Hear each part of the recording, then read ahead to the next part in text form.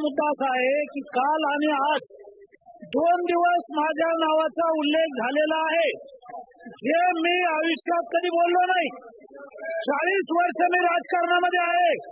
अध्यक्ष महोदय, सभागृहाला माहिती द्यायची आहे.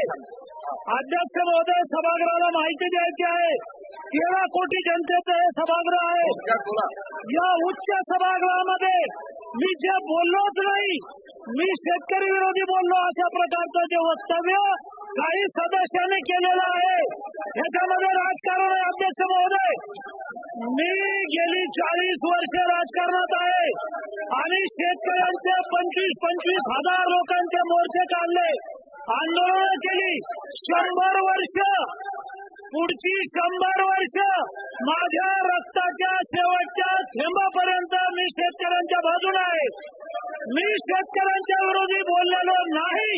काही लोक राजकारण करतात. अध्यक्ष महोदय, मला या सभागृहाला सांगायचं, 13 कोटी जनतेला सांगायचंय, माझ्या मृत्यूनंतर माझे हाड सुद्धा म्हणतील की मी शेतकरी आहे. रक्ताच्या शेवटच्या थेंबापर्यंत मी शेतकऱ्यांच्या बाजूला आहे. मी असं बोललेलो नाही. असं असलं तरी अध्यक्ष महोदय, महाराष्ट्रातल्या कुणाला जर असं वाटत असेल तर मी शेतकऱ्याची 1000 वेळा माफी मागेल. 1000 वेळा. मला शेतकऱ्याची माफी मागायला काही लाज नाहीये, पण यांची माफी मागणार नाही. याला राजकारण करायचं.